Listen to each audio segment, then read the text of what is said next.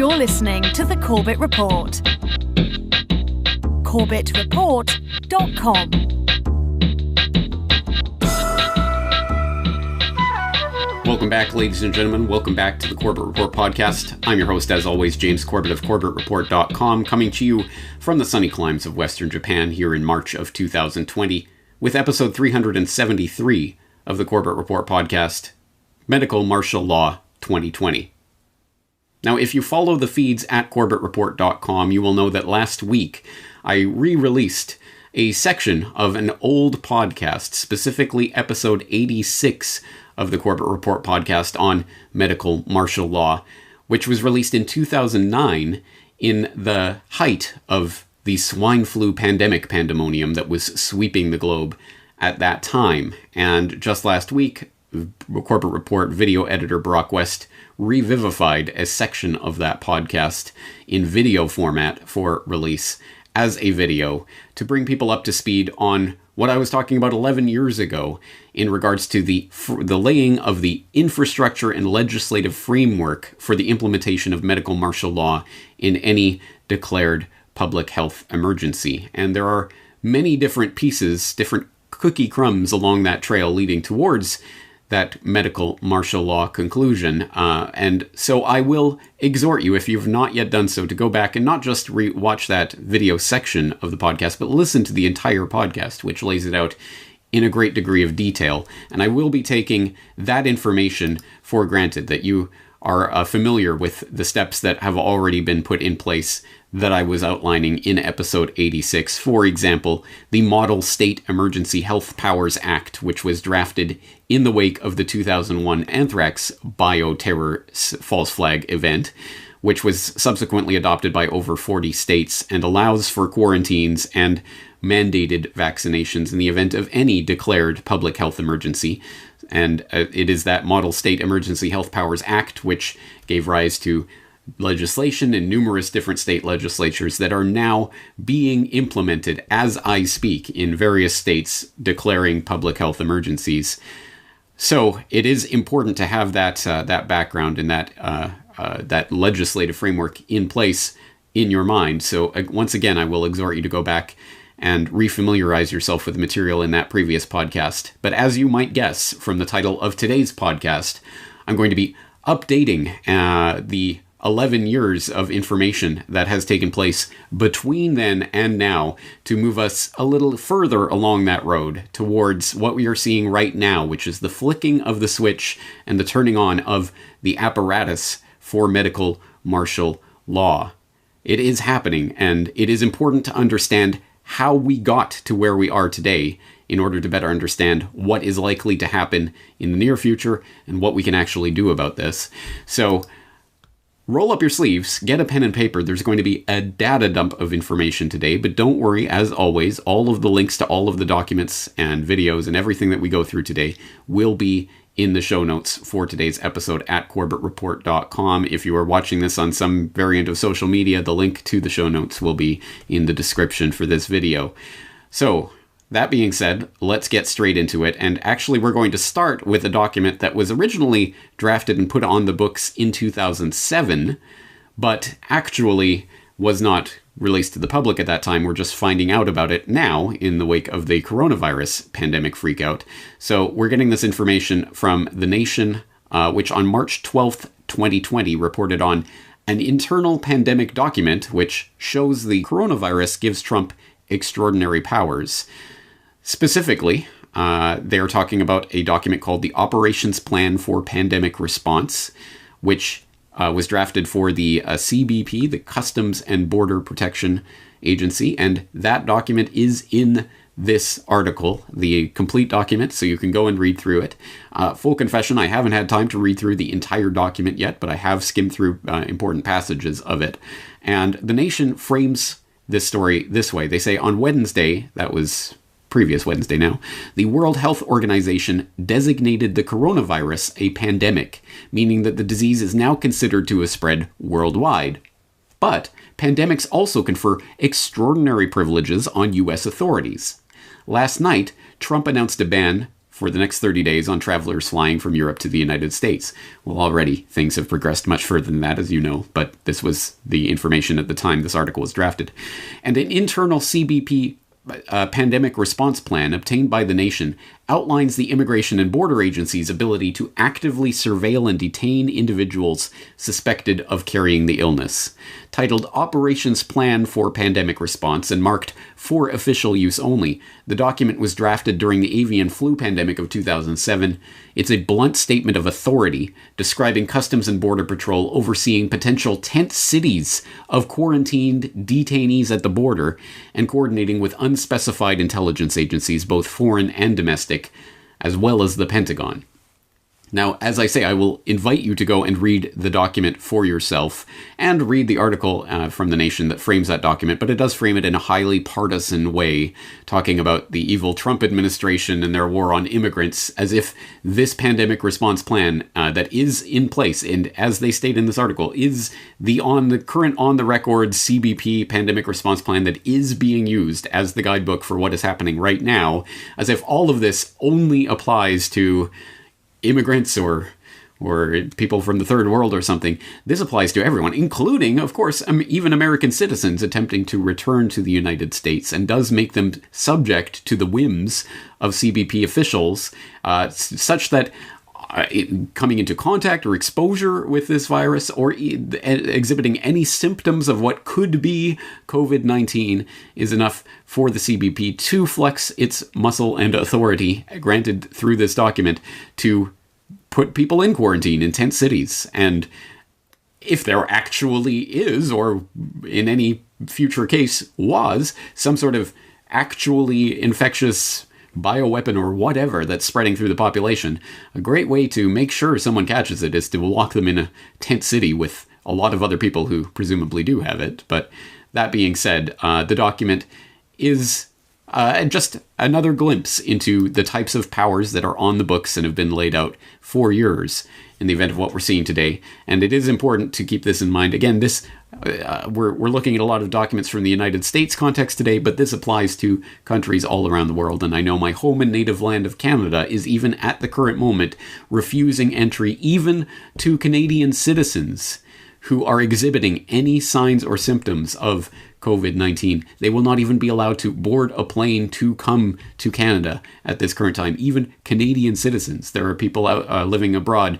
with permanent residencies or visas that are about to expire that are going to come home to Canada or were going to come home to Canada. They cannot do so because they are not allowed to and are in illegal limbo now. This sort of thing is exactly what was planned out in these pandemic response plans, including this particular document from the CBP. So take a look at that. But let's move ahead in the timeline from 2007 to 2010, where we encounter lockstep. And lockstep comes from a series of scenarios that were laid out by the Rockefeller Foundation in conjunction with the Global Business Network, and that were described in a document called Scenarios for the Future of Technology and International Development. And this document starts by noting that the Rockefeller Foundation believes that in order to understand the many ways in which technology will impact international development in the future, we must first broaden and deepen our individual and collective understanding of the range of possibilities. This report and the project upon which it is based is one attempt to do that. In it, we share the outputs and insights from a year-long project undertaken by the Rockefeller Foundation and Global Business Network, designed to explore the role of technology in international development through scenario planning, a methodology in which GBN is a longtime leader. It goes on to describe more about why it's choosing these various scenarios and why it's focusing on technology. But long story short, there are a number of different scenarios that they envision of what could happen in a more technologically dependent world in the future and what must happen as a result of that. And one of these scenarios that they were planning, again, on the records in 2010, was called Lockstep. And let me know if this sounds familiar to you.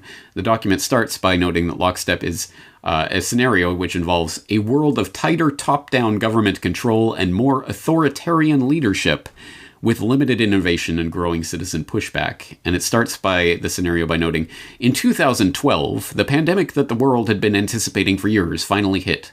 Unlike 2009's H1N1 swine flu, this new influenza strain, originating from wild geese, was extremely virulent and deadly. Even the most pandemic-prepared nations were quickly overwhelmed when the virus streaked around the world, infecting nearly 20% of the global population and killing 8 million in just 7 months, the majority of them healthy young adults. The pandemic also had a deadly effect on economies. International mobility of both people and goods screeched to a halt, debilitating industries like tourism and breaking global supply chains. Sounds familiar. Even locally, normally bustling shops and office buildings sat empty for months, devoid of both employees and customers. The pandemic blanketed the planet, though disproportionate numbers died in Africa, Southeast Asia, and Central America, where the virus spread like wildfire in the absence of official containment protocols. But even in developed countries, containment was a challenge.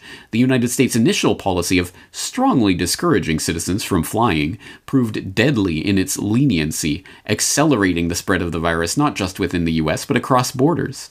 However, a few countries did fare better. China in particular. The Chinese government's quick imposition and enforcement of mandatory quarantine for all citizens, as well as its instant and near hermetic sealing off of all borders, saved millions of lives, stopping the spread of the virus far earlier than in other countries, and enabling a swift post-pandemic recovery. China's government was not the only one that took extreme measures to protect its citizens from risk and exposure. During the pandemic, national leaders around the world flexed their authority and imposed airtight rules and restrictions, from the mandatory wearing of face masks to body temperature checks at the entries to communal spaces like train stations and supermarkets. Even after the pandemic faded, this more authoritarian control and oversight of citizens and their activities stuck, and even intensified. In order to protect themselves from the spread of increasingly global problems, from pandemics and transnational terrorism to environmental crises and rising poverty, leaders around the world took a firmer grip on power. You can continue reading through this scenario and the way it played out in the scenario planner's fevered imagination, but later on, it notes in a sidebar, for example, the role of philanthropy in lockstep, talking about those wonderful philanthropic organizations, like, one would presume, the Bill and Melinda Gates Foundation, which I'm not sure was in operation in 2010. At any rate, probably wasn't as big as big an influence in pandemic response back in 2010. But anyway, that type of organization, which, as you know from previous Corbett Report episodes, is always just a virtuous a bounty of plenty descended from the heavens by these virtuous philanthropists out of complete lack of self-interest, right? No, of course not. But it does go on to talk about how philanthropic organizations will face hard choices in the world of lockstep, and given the strong role of governments, they will require heightened diplomacy skills, and they'll basically have to more closely work with national official development assistance strategies to meet government objectives. But specifically in the part where they talk about technology in lockstep, they talk about some of the things that were implemented in this scenario in order to crack down on the pandemic, including scanners using advanced functional magnetic resonance imaging technology becoming the norm at airports and other public areas to detect abnormal behavior that may indicate antisocial intent, i.e., brain reading, scanning cameras and other technologies to basically read your mind and see if you're a secret terrorist. In the aftermath of pandemic scares, smarter packaging for food and beverages is applied by big companies and producers in business-to-business environment. Oh, yay. New diagnostics are developed to detect communicable diseases. Telepresence technologies respond to the demand for less expensive, lower bandwidth, sophisticated communication systems for populations whose travel is restricted. And driven by protectionism and national security concerns, nations create their own independent, regionally defined IT networks, mimicking China's firewalls, so they crack down on the internet. And then it goes into an example of a personal story from this life in lockstep, Manisha, living on the banks of the Ganges River, and it goes through her experience, and it's worth reading. There are some interesting insights in there, including how the national government of India saved the population during the quarantine period during the pandemic, and that experience, thought Manisha, had given the government the confidence to be strict about river usage now, several years after the pandemic. How else could they get millions of Indian citizens to completely shift their cultural practices in relationship to a holy site? Well, good question. How else would you do that other than a very traumatic situation as envisioned by the Rockefeller Foundation and Global Business Network in 2010? The Lockstep document, an important piece of this puzzle. I will put, of course, the link in the show notes, so please go and read through that for yourself. Let's move ahead in the timeline to 2013. This being pointed out recently by Dr. Rudolf Hansel in an article titled The Coronavirus and the New World Order, War is in the Air, in which Dr. Hansel writes, on the 11th of March 2020, the New Rheinische Zeitung drew attention in the article Two Corona Mosaic Stones to a publication by the German government in January 2013, the Information from the German Government Report on Risk Analysis in Civil Protection 2012. That was released on the 3rd of January 2013. In it, frightening similarities with what is currently happening can be seen, in particular by explicitly mentioning the SARS coronavirus, CoV. The scenario presented, in which the spread, course, duration, mortality, etc. are described, goes as far as to make a drastic restriction of fundamental rights necessary. The scenario states, in this respect, the competent authorities, first of all the public health authorities and primarily the public health officers, must take measures to prevent communicable diseases. The IFSG, the relevant legislation, allows, among other things, restrictions of basic rights, such as the right to the inviolability of the home. Within the framework of necessary protective measures, the fundamental right of personal freedom and the freedom of assembly can also be restricted. In addition to these measures, to be ordered directly by the public health officer, the Federal Ministry of Health can order by statutory order that threatened sections of the population have to take part in protective vaccinations or other measures of specific prophylaxis, whereby the right to physical integrity can be restricted. I would suggest to go back and read and reread that passage several times until it sinks in. But yes, in 2013, the German government was already drafting scenarios that envisioned mandatory vaccinations or specific prophylaxis in the event of a spreading communicable disease. And, restrictions on the right of personal freedom and freedom of assembly, which is particularly convenient in a period where, as I've had cause to note in recent times, this is a period in which a lot of protest is happening all around the globe, all at the same time, and the globalists are on the run, right? What could they possibly do to avoid the big people's uprising that's coming? Oh, that's right, a nationally, globally declared public health emergency that will restrict freedom of assembly and freedom of travel, freedom to gather in groups of more than 10 people in country after country. Bye-bye yellow vests. I guess it was fun while it lasted, huh? Bye-bye Hong Kong and everywhere else. I mean, everywhere else that has any sort of protest movement. Well, not anymore. No one is going to be out assembling in protest of this. And if they do, well, medical martial law is already in place. That was laid out in a document in 2013 by the German government. Fast forward in the timeline to 2015, that is when the Bill and Melinda Gates Foundation enters the picture in a big way, because that is specifically when Bill Gates set his sights on the pandemic panic. And we get this from basically a public relations campaign that he started engaging in that time frame, including a Vox.com video where Ezra Klein interviews Bill Gates about what he is most afraid of, and spoiler alert, he's most afraid of a globally spreading pandemic like the 1918 Spanish flu. And at the time, he was also writing an op-ed in the New England Journal of Medicine about the Ebola scare of 2014. Remember that? The big Ebola scare? You're gonna die of Ebola? newsflash, I don't think many Americans did die of Ebola, but it was the big pandemic scare of 2014, which I covered extensively at the time. I'll put links back to my work on that topic at the time. But in the wake of that, in April of 2015, Bill Gates wrote an op-ed, essentially, in the New England Journal of Medicine called "The Next Epidemic: Lessons from Ebola," which was part of this pandemic panic freak-out public relations campaign that he was on at the time. And that article includes a very telling paragraph. It's instructive to compare our preparations for epidemics with our preparations for another sort of global threat: war. The North Atlantic Treaty Organization, NATO, has a mobile unit that it is ready to deploy quickly.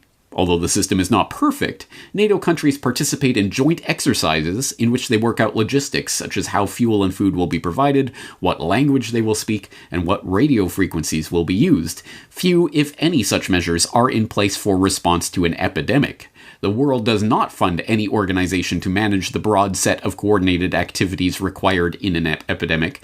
The last serious simulation of an epidemic in the United States, the Dark Winter Exercise, took place in 2001, and few countries have met their commitments under the international health regulations which were adopted by the United Nations after the 2002-2003 outbreak of the Severe Acute Respiratory Syndrome, SARS, and were intended to improve the world's ability to prevent and contain outbreaks. So many important nuggets just in that paragraph alone, one of which is the Dark Winter Exercise, which, as Bill Gates notes, took place in 2001. And if you are unfamiliar with the Dark Winter Exercise, boy, it is time to get up to speed on that. I have talked about it in the past, but like a lot of this work, many, many years in the past, so you may not have seen it. But that was a simulation of an anthrax bioterror scare in the United States, shortly before 9/11 and the anthrax attacks of October 2001, almost as if they were live simulating something that they were about to do. Almost. What an amazing coincidence.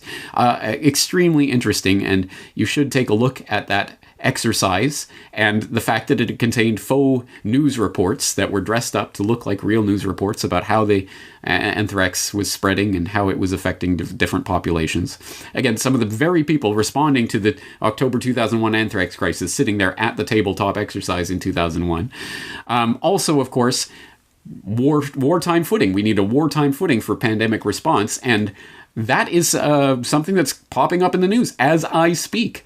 Emergency war powers that have not been invoked since the Korean War, for example, in the case of the United States, are being invoked right now because we are at war once again, this time with a hidden enemy. Where have we heard that type of rhetoric before? And again, invoking the specter of SARS, the coronavirus.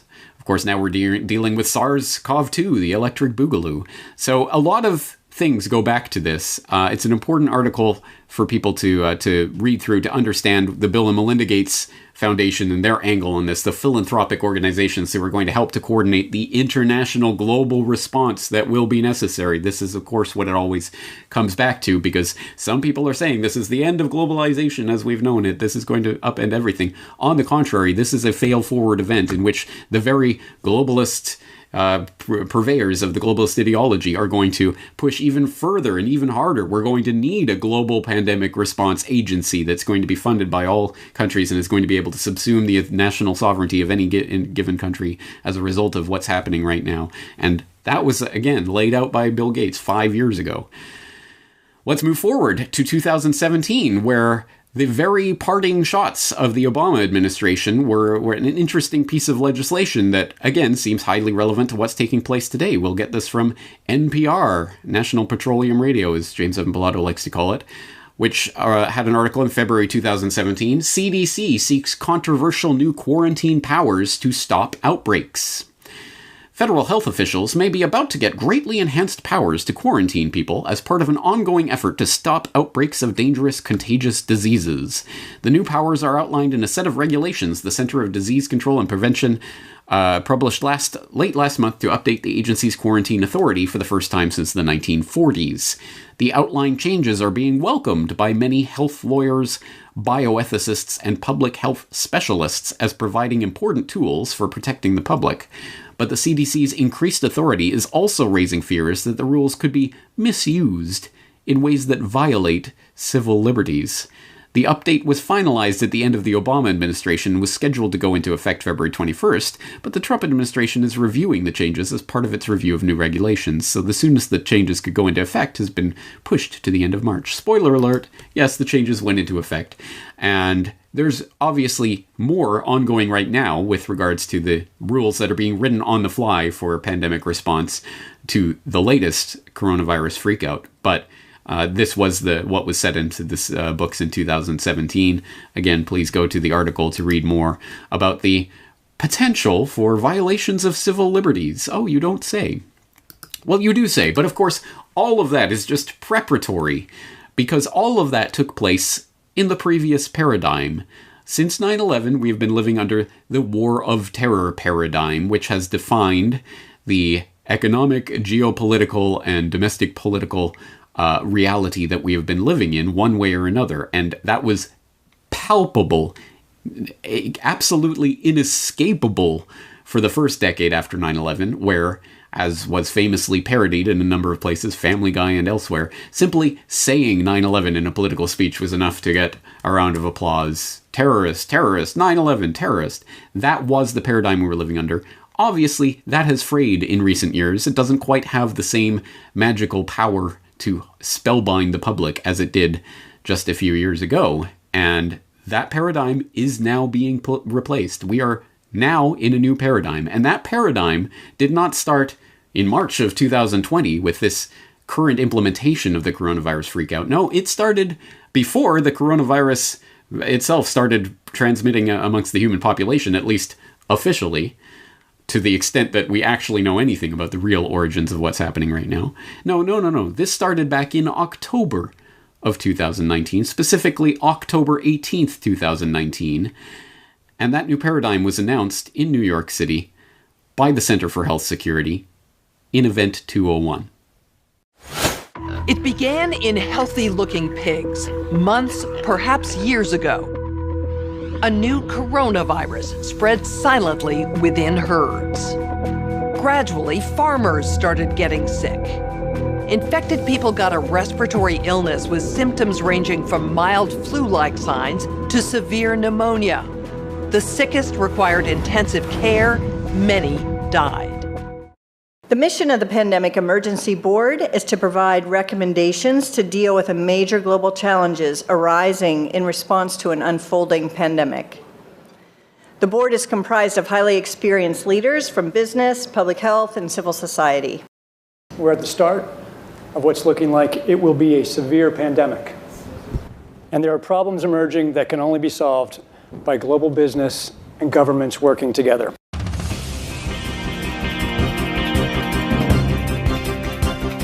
Public health agencies have issued travel advisories, while some countries have banned travel from the worst affected areas. As a result, the travel sector is taking a huge hit. Travel bookings are down 45%, and many flights have been canceled. Governments need to be willing to do things that are out of their historical perspective, or for the most part, it's really a war footing that we need to be on. We shouldn't underestimate the power of entrepreneurship. We need to escalate that, whether it's through the government's helping with tax breaks or subsidies of that nature to increase manufacturing of those types of products. It can happen quickly. A Marshall-type plan, don't mean to say that exactly, but a Marshall plan that can go into effect can stimulate change very quickly.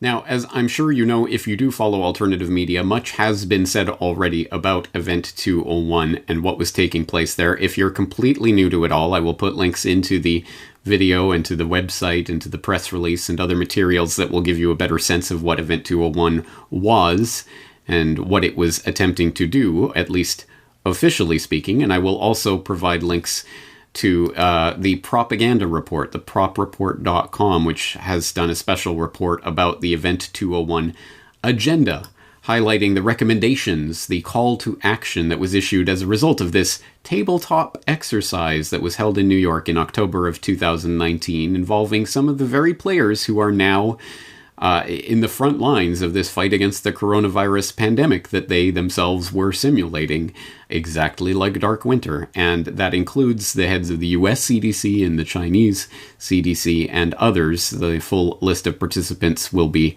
linked in the show notes. But specifically in this call to action, they talk about the various things that the World Economic Forum, the Johns Hopkins Center for Health Security, and Bill and Melinda Gates Foundation jointly propose as a result of their findings playing out this coronavirus pandemic scenario in October. Number one, governments, international organizations, and businesses should plan now for how essential corporate capabilities will be utilized during a large-scale pandemic. 2, industry, national governments, and international organizations should work together to enhance internationally held stockpiles of medical countermeasures to enable rapid and equitable distribution during a severe pandemic. 3, countries, international organizations, and global transportation companies should work together to maintain travel and trade during severe pandemics. Travel and trade are essential to the global economy as well as to national and even local economies, and they should be maintained even in the face of a pandemic. 4, government should provide more resources and support for the development and surge manufacturing of vaccines, therapeutics, and diagnostics that will be needed during a severe pandemic. 5, global business should recognize the economic burden of pandemics and fight for stronger preparedness. 6, international organizations should prioritize reducing economic impacts of epidemics and pandemics. And 7, governments and the private sector should assign a greater priority to developing methods to combat mis- and disinformation prior to the next pandemic response. Please do go read through that full list.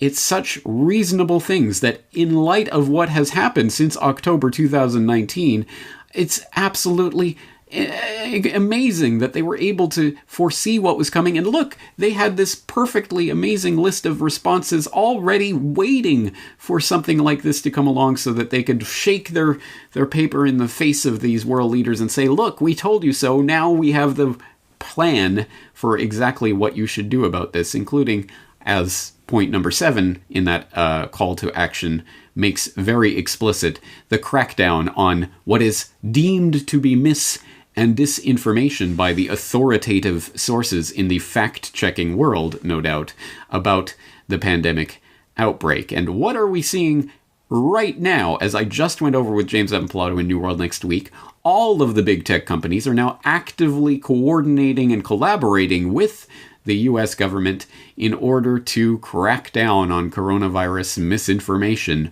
which, oh, by the way, as a bug, Facebook just accidentally basically censored and blocked and removed every single article and post on coronavirus recently. But that was just a bug, folks. Don't worry, they're ironing out the wrinkles in that system, and it will all be better soon once they have the right censorship things dialed in properly. And of course, the WHO director did come out and say that what we're dealing with is not just a pandemic, it's an infodemic. So this has already been seeded into the popular imagination, and it was already sitting there waiting to be enacted by the Event 201 crew, who are the very ones coordinating the response to the real-life version of what they simulated. And just as a little extra nugget, because you cannot make this stuff up, one of the toys that they gave away at Event 201 to the people attending that event were plushies, coronavirus microbe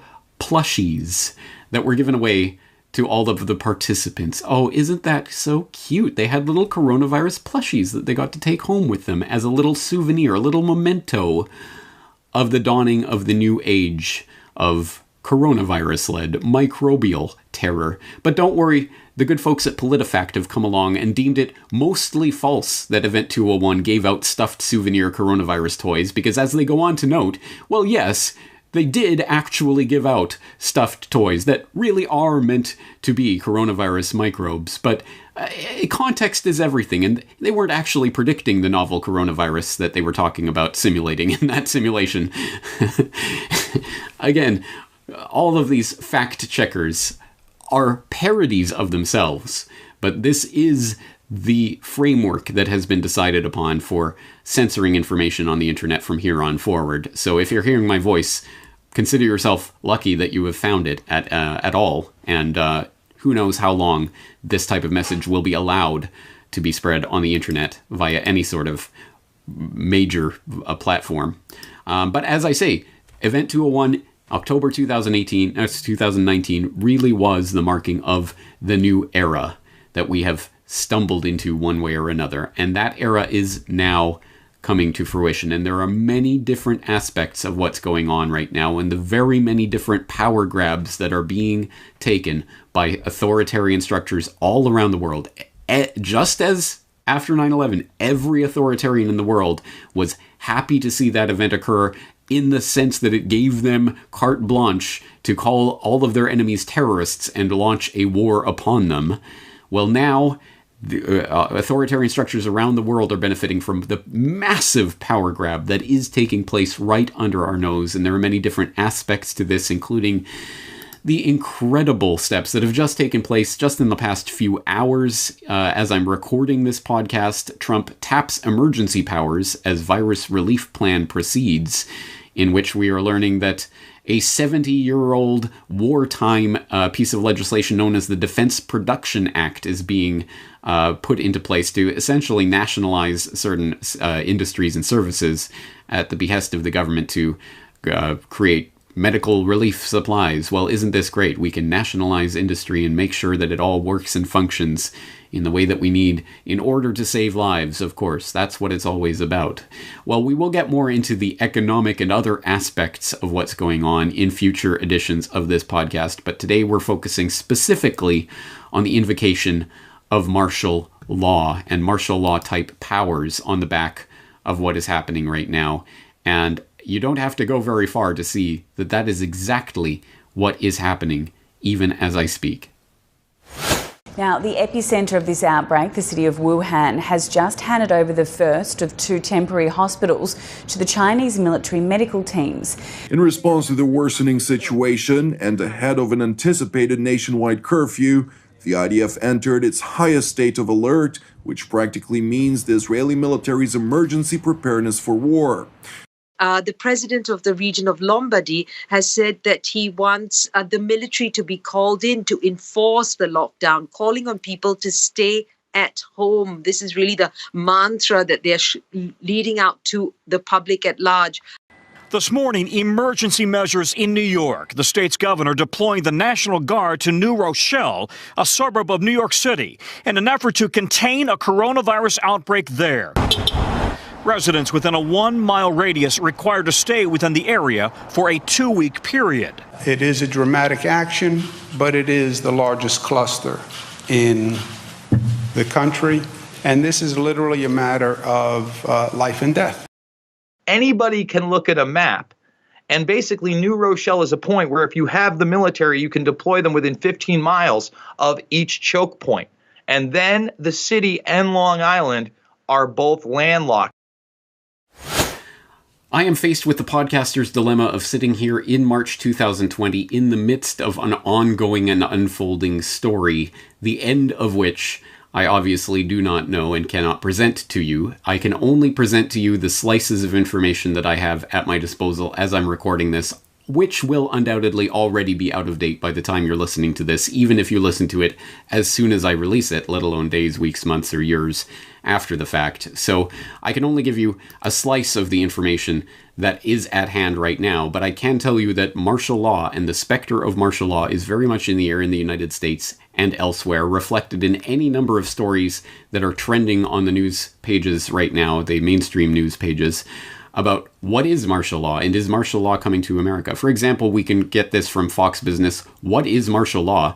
Increase in COVID-19 related rules, curfews has led to circulation of rumors surrounding martial law, and it helpfully defines martial law as a term that describes the government order of replacing civil rule with the military in a time of war or emergency.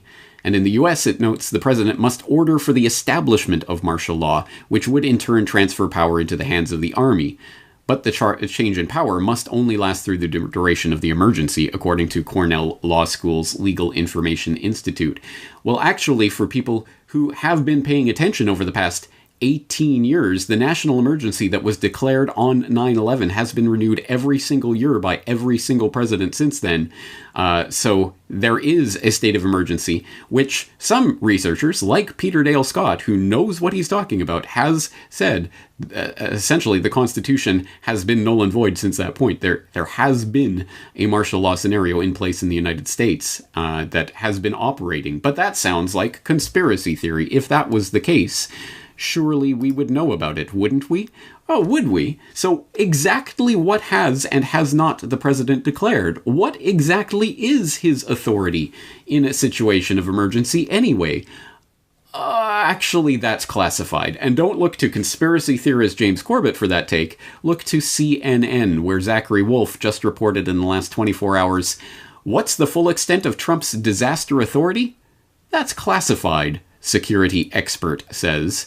And this article cites Elizabeth Goitin, the co-director of the Liberty and National Security Program at the Brennan Center for Justice at New York University, who notes that there is no single law giving the federal government authority to lock down the entire country, but there are secret documents that have never been publicly released giving the president emergency powers. So the emergence into the public consciousness of the fact that there are secret orders that Americans are going to be subject to, and presumably already are, although we don't really know, because again, you're not allowed to know even what powers exist, let alone whether or not they've been enacted. So take the public declaration of this is martial law for what it's worth, which is not very much, because there does not need to be such a public declaration when all of these secret classified powers are already at work behind the scenes. Here's something that we can see on the surface is, for example, militarytimes.com reporting on here's the latest National Guard mobilizations by state, talking about how governments across 23 states have mobilized components of the Army and Air National Guard to assist in their state's response to the COVID-19 pandemic, including drawing up over 2,000 guardsmen to active duty status. But for a more in-depth look at what is coming, we can look to articles like this one, Coronavirus versus Constitution, What Can Government Stop You From Doing in a Pandemic?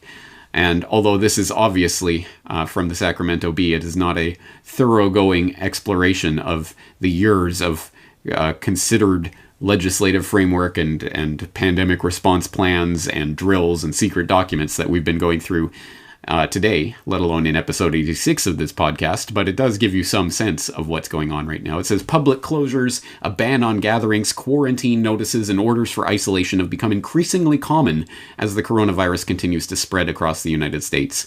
Officials in Washington State and San Francisco are limiting the number of people allowed to attend public gatherings. Again, this is already outdated information. The governor of California joined them on Thursday, urging the cancellation of all events with more than 250 people in attendance. Oh, what a difference a week makes. But if it seems these actions are infringing on individual freedoms guaranteed by the U.S. Constitution, think again. And it says, you don't have a right to assemble against the backdrop of known public health risk, James G. Hodge told McClatchy News. Oh, okay. Oh, I see. Oh, there's a public health risk that's been declared by authorities? All right, all bets off the table. Everything scrapped. That's what this country was founded on. That's what we fought and died for, was some president come along and declare an emergency, and everything is off the table. And please note that whatever takes place in the coming weeks, this is the precedent that will be used in the future. And even if you agree 100% with what is happening right now, that there is a real known public health risk that is threatening people and threatening lives, so it is absolutely necessary for the government to invoke these powers and take all your privileges and rights away, well, that will happen again and again and again. And just imagine if some duplicitous leader somehow or other got in some position of authority and used this pandemic panic button or any other button in the emergency button room to invoke these powers for their own political gain or purposes. Could that ever happen? Oh, not in the United States. More pieces on this puzzle that we can put together at this point. For example, Politico last week reporting on how America's national security machine stares down a viral threat, noting how the National Security Council is coordinating the White House's response to this pandemic, has been in charge of it since mid-January. They are coordinating with the intelligence agencies and presumably with the military as well on emergency plans for what is coming. And we also get this glimpse just in the last couple of days from SeattleTimes.com in an article that was, again, immediately scrubbed by Facebook as part of their bug, which is having a little problem censoring the right misinformation in this coronavirus infodemic. But this article, U.S. government tech industry discussing ways to harness location data to combat coronavirus. The U.S. government is in active talks with Facebook, Google, and a wide array of tech companies and health experts about how they can use location data gleaned from Americans' phones to combat the novel coronavirus, including tracking whether people are keeping one another at safe distances to stem the outbreak. That's right, the little slave device you are carrying around in your pocket is giving your location data at all times to the big tech companies that we know on the record are collaborating and coordinating with the US government in all sorts of programs above board and under the table, like the PRISM program, to give that data to the government so it can track your movements only for the sake of public health, of course. Only because there's a pandemic spreading, so we need to know exactly where you've been, who you're talking to, how far apart you are keeping from those people, whether you're complying with isolation orders, and all of that can be done electronically, technologically, by the thing that you yourself are carrying around with you at all times of your own free will. You're doing this of your own free will. There's no government authority being imposed upon you, right, citizen? This isn't martial law. And of course, again, this is not just the United States. It is happening this way all throughout the world. Israel joins totalitarian states using coronavirus to spy on citizens, reports the American Conservative, which has an interesting take on this. Noting that Israel's internal security service, the Shin Bet, will be allowed to use personal cell phone data and information, such as which cell tower a device pings to retroactively track the movements of carriers of the coronavirus in order to see with whom they interacted in the days and weeks before they were tested, in order to place those people in quarantine. So, again, look at the power that is now being taken completely for granted. Simply having been in the vicinity, or having one of your devices been in the vicinity of a device of someone who has then been declared by a faulty test that we know is not worth the paper that it's written on, to have been a carrier of this virus, you can then be quarantined. And you cannot assemble in groups of more than 10 people, and you cannot... All of these things that would be necessary for any type of resistance to any sort of governmental measure are now systematically being scrapped and stripped from the public, not to widespread approbation, but to cheers from the public. Yay! Let's get those damn quarantine evaders. He was called a terrorist, so he must be a bad guy. He was called a quarantine evader, so he must be a bad guy. If anyone fails to see how this power could possibly be abused, it blows my mind that the leaders of the valiant resistance, the Democrats, who absolutely despise Trump, everything he stands for, wants to give him the power to declare anyone he wants a potential carrier of coronavirus and thus subject to indefinite detention at the hands of the military if need be. Absolutely crazy, and it's playing out in Israel as well. But of course, the American Conservative frames this as Israel joining Iran and China in focusing on the powerful intelligence gathering tools that the state uses on its own citizens. But it's interesting, this report from Barbara Boland, written shortly before she saw the report from the Seattle Times admitting the US government is doing the exact same thing as well. So it's not just Iran and China and Israel, it's every country in the world that can do so, presumably, is looking into this right now. More pieces along the trail, for example, in Britain. We get from news.sky.com, coronavirus. Thousands of armed forces staff could be put on standby over COVID-19 spread.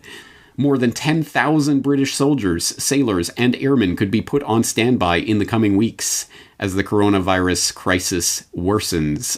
Officials have been drawing up plans for weeks and are now ready to submit proposals to the Prime Minister. The plans, codenamed Operation Broadshare, according to Army sources, were originally due a few weeks ago, but have been delayed so they can be altered to reflect the rapid spread of the virus. So yes, the military is being prepared for its role in helping out with this disaster response. And here comes Canada as well, my home and native land, which it has been trending in the news recently about the Emergencies Act, previously known as the War Measures Act, which received royal assent in 1988 and was created to provide a legal framework for power to be temporarily consolidated with the Prime Minister and Cabinet to issue executive orders during national emergencies like COVID-19. And it has only ever been invoked 3 times in Canada during the First and Second World Wars, as well as during the October crisis of 1970, when members of the Front de Libération du Québec abducted then provincial Deputy Premier Pierre Laporte and British diplomat James Cross. And of course, there's always that infamous clip of Pierre Elliott Trudeau, the presumed father of the current Canadian Prime Minister, saying, "How far will you take this? Oh, just watch me," invoking the Emergencies Act and martial law in Canada in 1970. Well, now we have the son invoking that specter here in 2020 to combat a very different threat, but one that nonetheless is threatening to shake the foundations of our entire planet, etc. This report coming from Global News, Coronavirus, how the Emergencies Act could help Canada's struggling economy. But it's not just the Emergencies Act. As previous Corbett Report guest, Dan Dix at pressfortruth.ca has pointed out, there's another act that may come into play in this crisis, the Quarantine Act. At any cost? How far would you go with that? How far would you extend that? Just watch me. At reducing civil liberties? To that extent? To what extent? Well, if you extend this and you say, okay, you're going to do anything to protect them, this include wiretapping, reducing other civil liberties in some ways? Yes, I think the society must take every means at its disposal to defend itself against the emergence of a parallel power which defies the elected power in this country. And I think that goes to any distance. So long as there's a power in here which is challenging the elected representative of the people, I think that power must be stopped. And I think it's only, I repeat, weak-kneed, bleeding hearts who are afraid to take these measures. Weak-kneed, bleeding hearts who are afraid to take these measures. That, ladies and gentlemen, is Pierre Elliott Trudeau, the father of Justin Trudeau, who back in the 70s had just enacted the War Measures Act, which is now known as the Emergencies Act. Here it is, folks, and right now, today, it just so happens to be trending on Twitter. We see Emergency Measures Act and Emergencies Act now trending on Twitter because just today, Trudeau announced they may now have new emergency measures under consideration. So this has a lot of people talking about what he potentially means when it comes to enacting this act, which is why it's trending on Twitter. But today I want to bring to your attention another act that I think is of the utmost importance that's largely going under the radar and completely missed by everyone. This is what should be trending here instead of Emergencies Act is this one, ladies and gentlemen, the Quarantine Act, which achieved royal descent back in 2005 following the SARS outbreak. And this is the one that would give the Canadian government the ability to enact all-out martial law and to completely obliterate the rights of Canadian citizens. So in this video, we're going to be taking a close look at just what kind of things the Quarantine Act is going to give the Canadian government the ability to do to you and me under this COVID-19 pandemic. The link to that video, of course, will be in the show notes so you can get the full report from Dan Dix about the Quarantine Act and how that may be used and invoked in this situation in Canada. But I hope what I've put out on the table so far has at least set the table so that we do understand this is happening all around the world right now. Military responses of various sorts, the type of martial law response is being readied in country after country after country. And it will look different in different countries and it will be implemented differently in different countries, but it is on the table and it is being readied now. And it is important to understand that what is about to happen is essentially a PR campaign for martial law. It is the softening of the public to the idea of martial law, because the most likely scenario for the unfolding of this martial law crackdown will not be army officers with guns pointed in your faces shooting people's heads off in plain sight. It will be the friendly, cuddly, wonderful army coming along and making sure that distributing food or whatever it is in crisis situations, and yes, helping to enforce quarantines and what have you. That is the propaganda coup for the martial law planners that could be about to take place. And that actually is the nightmare scenario, because people who have been warning about the dangers of martial law and martial law scenarios, who have been called crazy conspiracy theorists for thinking that governments would ever bring in the military to involve in day-to-day policing. Well, now, of course we need the military here, and of course it's going to be sunshine and rainbows when it happens. And the absolute nightmare scenario is if it is done, and there is a hunker down, and we got to get through this, and weeks or months or however long later, it's lifted, and oh, what a relief. Everything's better again. All right, so that wasn't so bad. I guess these powers are good, and I guess anytime there is a nationally declared emergency, now that precedent has been set, the switch is a lot easier to flip on now, isn't it? And that will happen, and that is scary, because it does undermine the argument against martial law. Why are you so scared of this, you crazy conspiracy theorist? This is an interesting propaganda phenomenon that I've noted before. In fact, most recently in a conversation that was just recorded with Charlie Robinson for a program that he does for Iconic that has not yet been released, at least at the time that I'm recording this podcast, but I will include a link to it when and if it does become available. But I'm just going to play a short clip from that conversation that we had along these lines to help you to understand what is happening and the propaganda coup that could be taking place right under our nose. Well, we in the alternative media / conspiracy research world have talked about martial law for a long, long time. It's this theory. It's this thing out there. It's, that's what happens in war-torn countries. That's what happened in, in World War II or it's abstract to us. But you'd put out a new video talking about medical martial law.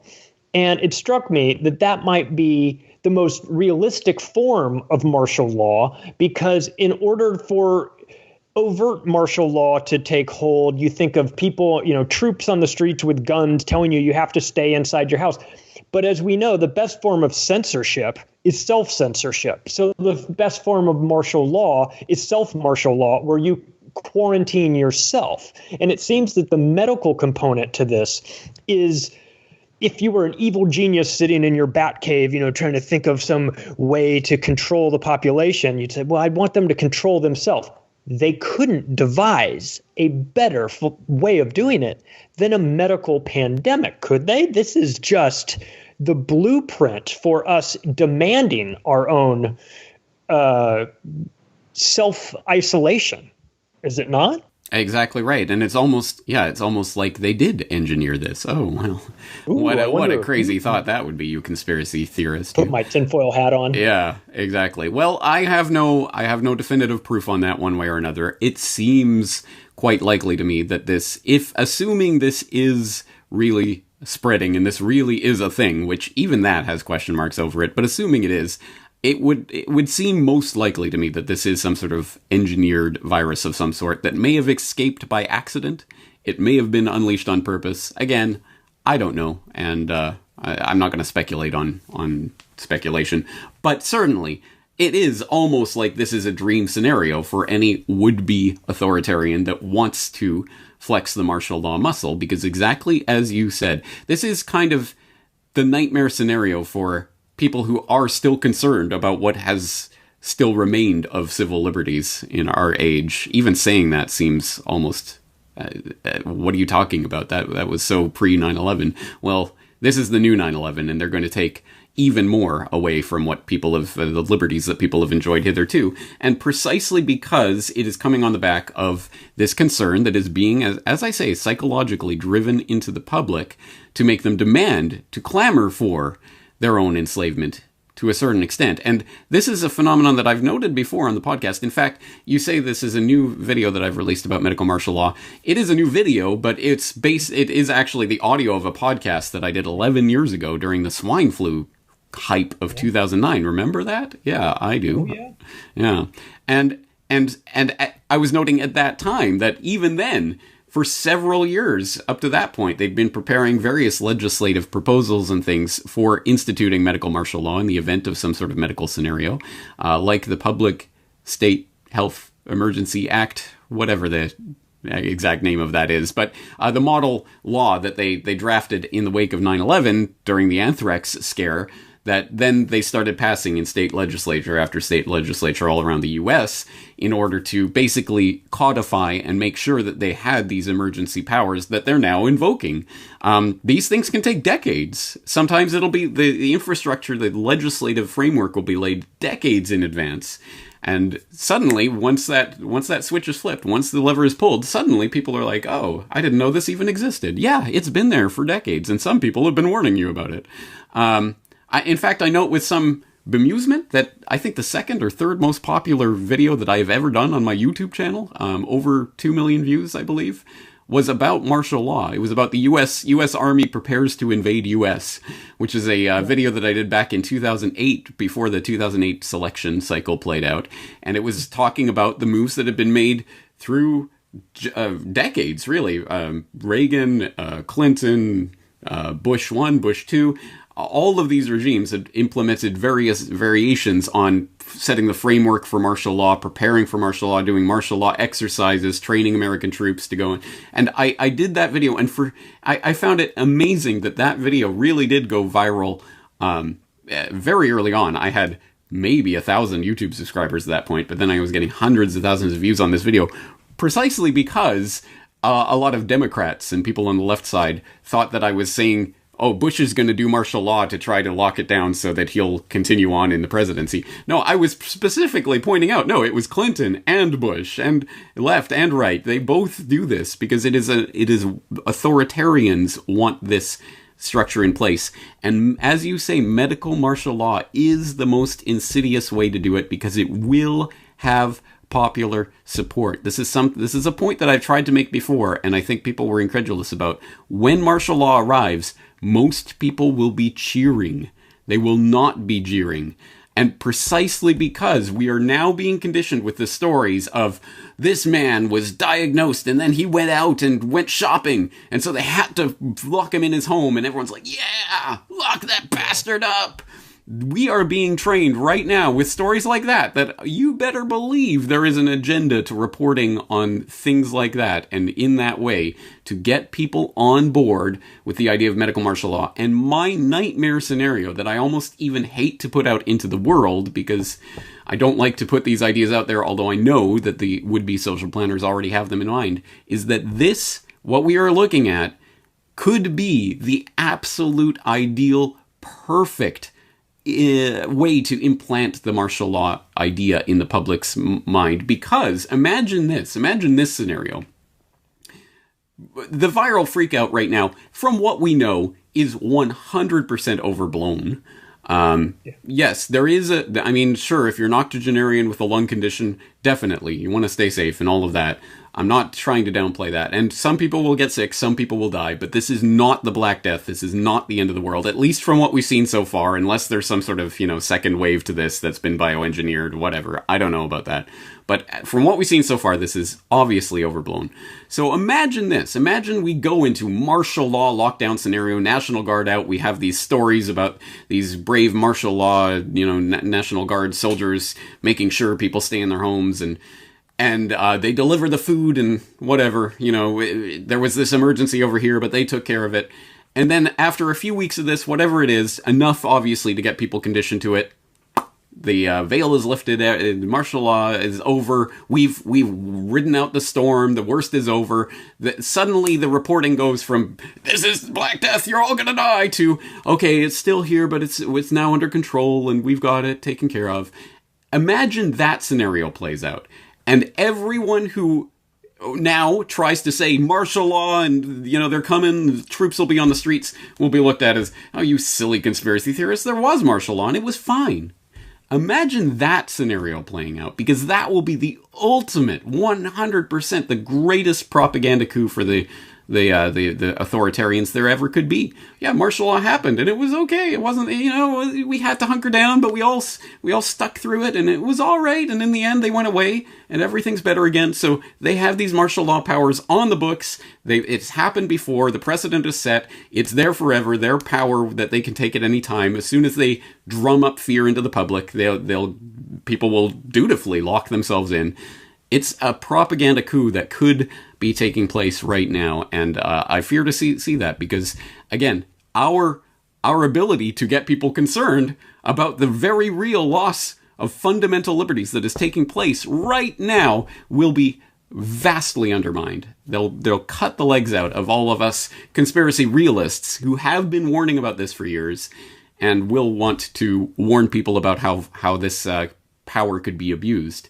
Again, it's a horrific situation because it works so well for the propagandists and the authoritarians. The very first step in solving any problem is to admit that there is a problem. And usually you wouldn't think that that's very difficult to do, but it is nonetheless a fact that in any time of great crisis or adversity, a trick that your own brain will pull on you in order to give you a false sense of security is to normalize the situation. There's no crisis, there's no emergency, everything will go back to normal in a few weeks and we'll continue on with our lives as they were before. Do not normalize what is happening here. This is not normal. Medical martial law, troops on the street, internal passports and checkpoints, orders to shelter in place, permission to leave your home, enforced quarantines and isolation, business closures, nationalization of industry, collapses of economies. This is not normal. This is a crisis, and we have to recognize it as such. The calm, rational, measured response to finding out that your house is on fire is not to sit there and pontificate and wonder what things will be like for a few hours from now. No, it is to get out of the house and to start pouring water on that fire. You have to do something, but the very, very first step is to realize that there is a problem. So do not normalize, do not give in to the temptation to normalize the absolute craziness that is happening right now. Realize that this is the perfectly logical end result of decades of carefully laid infrastructure for the implementation of a medical martial law situation. And what is happening right now are powers being accrued by authoritarians that will never be relinquished. Once these powers are put in place and the precedent is there, even if the emergency is released and everything goes back to normal a few weeks from now, it will be a new normal in which any authoritarian at any time will be able to press the panic button to cause pandemonium in the public and to reclaim all of these emergency, temporary measures that are being claimed right now. This is a big deal, and we do need to be concerned about it. Now, the very first step, as I say, is to admit that there is a problem. The second step, once you understand that there is a problem, is to inform yourself about that problem, the history of that problem, where it came from, and what you can do about it. And on that note, there are going to be lots of notes in the show notes for you to go through, lots of links to articles and videos and other things that will help to further inform you about this very important time that we're living through. And as always, one of the greatest resources that we have is each other, which is why I wholeheartedly exhort the Corbett Report community to come together. Members, Corbett Report members, please leave your experiences, your thoughts, your observations, your links, your research in the comment section at corbettreport.com. We need to learn our way forward on this together. But it all starts from admitting that this is a crisis. There is an emergency situation happening right now. And the calm and rational and measured response to an emergency situation that is happening around you is to let others know there is a problem here. Do not normalize this. This is not normal. We are heading into medical martial law. On that note, I'm going to leave it here today, but obviously no single podcast can encapsulate all of the crazy information that is pouring forth through the news feeds on an hourly, if not minutely basis at this point. So, obviously, we will be returning to various aspects of this topic in the weeks to come, including the economic aspects of this agenda that is playing out, the geopolitical aspects, and of course the creation of the technocratic state that I've been warning about for many years now. And I hope you'll be here for that exploration, because this is extremely important information. But we're going to leave it here today. I am James Corbett of CorbettReport.com, looking forward to talking to you in the very near future. The Corbett Report is brought to you by the Corbett Report subscriber, a weekly newsletter featuring James Corbett's international forecaster editorial, recommended reading and viewing, discounts on Corbett Report DVDs, and once a month, a subscriber-only video. Sign up today to start receiving your copy at CorbettReport.com/support.